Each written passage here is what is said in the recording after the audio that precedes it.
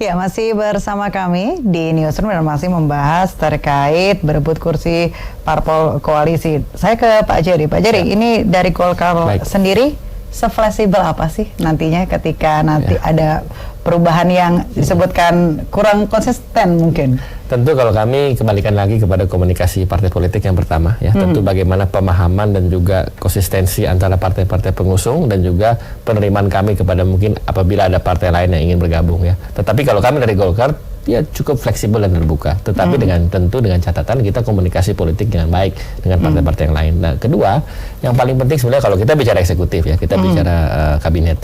Tentu itu kami kembalikan sepenuhnya kepada Pak Jokowi selaku Presiden dan juga kepada Pak Ma'ruf Amin selaku Wakil Presiden ya, yang akan memformulasikan kabinet tersebut ya. Tidak bisa kami juga memaksa atau melakukan penekanan atau melakukan intervensi. Kami hanya bisa menyampaikan usulan, tetapi kan sepenuhnya keputusan di tangan Presiden dan merupakan hak prerogatif ya. Artinya kami tidak dalam posisi untuk melakukan pressure ya. Mungkin ada juga partai-partai lain yang sedikit ngotot begitu. Kalau kami tidak. Kalau kami prinsipnya adalah kami berjuang bersama-sama dengan beliau, memenangkan beliau dan berhasil ya. Dan tentu kami pulangkan kembali kepada beliau dalam melihat dan juga mengetahui dan mengobservasi track record kami sebagai partai yang disodorkan nama calon menteri berapa?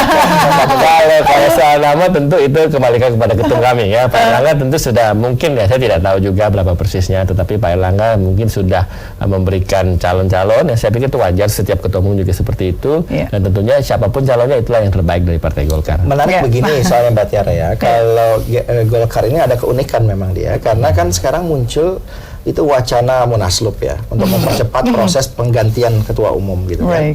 Jadi sebetulnya kenapa saya tadi tanya soal berapa jumlah yang disodorkan ya kan, atau mungkin lebih spesifik lagi nama-nama orangnya gitu. Itu kan itu akan terkait juga dengan misalnya peta iklim persaingan politik di internal Golkar hari ini.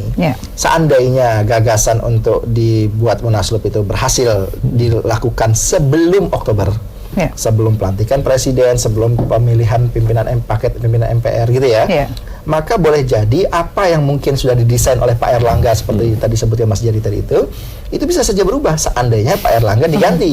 Tapi seandainya munaslup itu berlangsung sebelum Oktober dan pemenangnya lagi-lagi Pak Erlangga, mungkin itu akan konsisten. Atau mungkin juga terjadi perubahan karena ada pihak yang kalah ini juga perlu diakomodir gitu kan.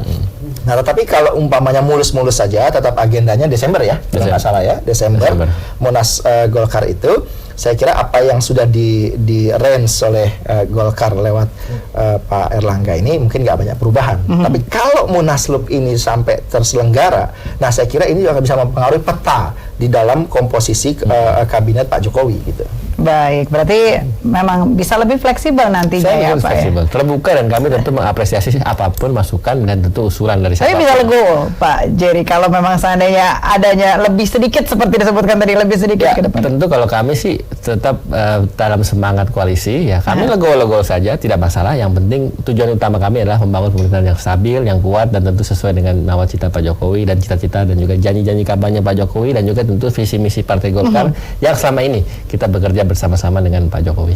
Baik, pemirsa jangan kemana-mana, sejumlah informasi lainnya masih akan hadir. Ini salah satunya mengenai hidangan khas Korean bulgogi. Kita sudahi dialog kita bersama Pak Jerry dan juga Pak Said. Ini terima kasih atas pendidikan politiknya bersama-sama begitu ya. Pemirsa jangan kemana-mana, tetap bersama kami di Newsroom.